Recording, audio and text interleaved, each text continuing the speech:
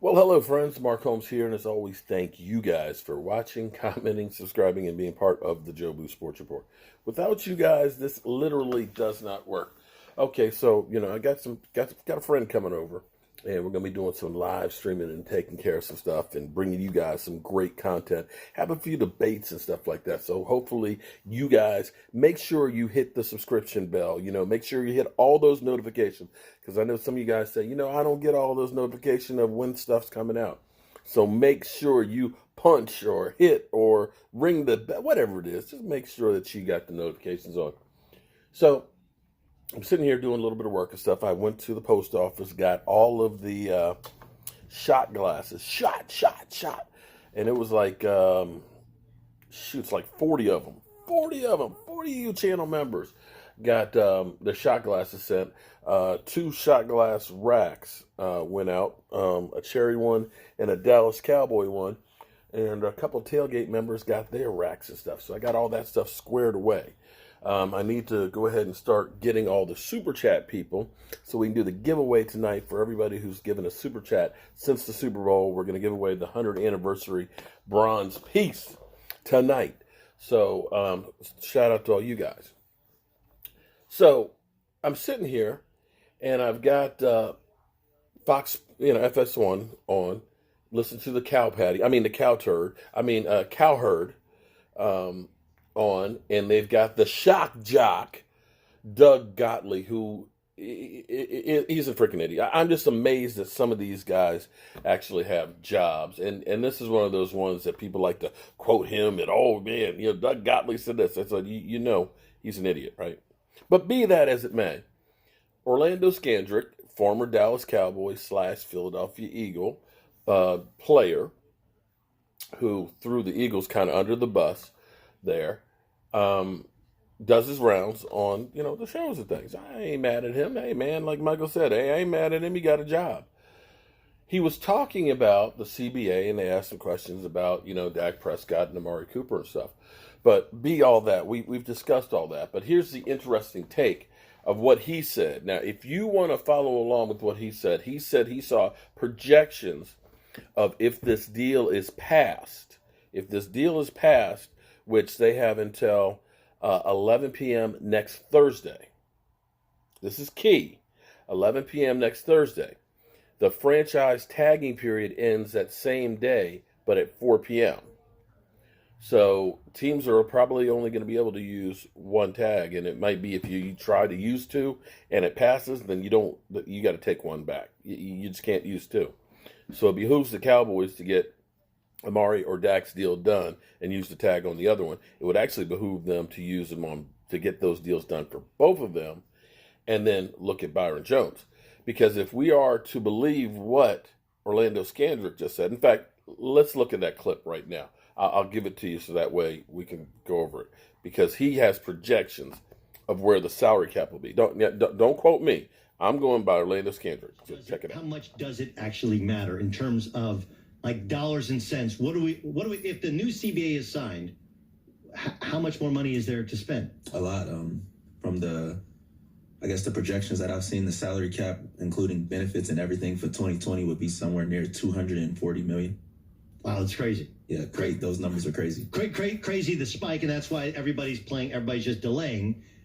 Based upon your guys you talk to, do you think it passes? Because it's designed more for the rank and file than for the stars. I have no idea. If it's a good deal, I think it passes. I think there's more of rank and, you called it rank and file. It's more rank and file guy than there is stars. I think also everybody wants a good deal because this is going to be a pretty long deal. So, if it's a good deal, I think it passes. Who knows though? It's like the whole idea of paying minimum wage people $15, right? It's like, oh, you get anything because if you have more people making minimum wage, they're going to vote for something that pays them more, as opposed to whether or not it hurts the very upper echelon. And the high earners are, just in terms of a numbers game, there's 5 guys on the team that are making upwards of $10 million. Mm-hmm. There's a much bigger depth of people that are making minimum wage, NFL minimum wage, and you increase from $400,000 to $500,000. Like, that's a massive increase. I think the increase would be from $400 for a rookie minimum, and this year it would be $610, I believe. I mean, it's insane. It's the how quickly can I sign? How quickly can I get the ink to dry? So think about that. See, again, this is where I said the owners put in candy for all the kids. So if you're a rookie coming in, the minimum was 400,000. If they're talking about 600,000, that's a big increase for the bottom tier guys. You know, can I be a bottom tier guy for just a year? Yeah, just for a year. You know, I'll be the 55th guy on the team. I'll practice squad. Okay, I'll be a practice squad guy. That's it, practice squad. I can be a dummy. I can be a real good dummy. I can be a practice squad guy. But hear what he said, that the projections for 2020, that's right now. That's not next year. That's not the year after, because this is what I told you guys. He said 2020, 240 million, which is why you see all these teams holding off to do contracts. Because if you're a team like, say, Kansas City, and you want to pay Pat Mahomes, and you're looking at a $40 million deal, and you only got $13 million in cap space, that's not going to be a hard number, of course, because you're going to play around with it, so that way you get some relief in the beginning. You give them a big signing bonus and stuff, give them a check, and then you say the season this year going to be $1 million. I don't care. I'm walking out the house with a $50 million check today. You know, you can hold on to it till next year. So you're seeing why teams are maybe holding off, if that is in fact the case, what Orlando said. Now, the way they projected it, and they said that will change this year. I didn't know how much, because they say it's $5 billion over 10 years is what they're projecting, which works out to $500 million a year more on players' compensation. You divide that by 32 teams, you come out with about $15 million a year. So I'm not sure exactly how they're getting 40 with Orlando Scandrick's number, but hey, like I said, this is just me trying to put the numbers together. They're also going to change the players' compensation from 47% to up to 48.5%. So the question is this, and I know I've lost a lot of people on this. If money's not an issue, clearly, if the Dallas Cowboys have $120 million to spend, $120 million to spend, is it now an issue of paying Dak Prescott? That's my question, because I keep hearing people, the argument is well, if you pay Dak, even though you paid Zeke, even though you paid D-Law, even though you paid those guys, and when you see guys out there like Clowney, they're talking about getting 22, 23, wouldn't it behoove you to pay Dak now instead of down the road and get the cap relief right now? And is that still an issue with you guys? Or is it that you just do not like the guy? Because I keep hearing, well, if we get Derek Carr, we can save some money. You know what? I could save some money by buying a Black & Decker drill too, you know?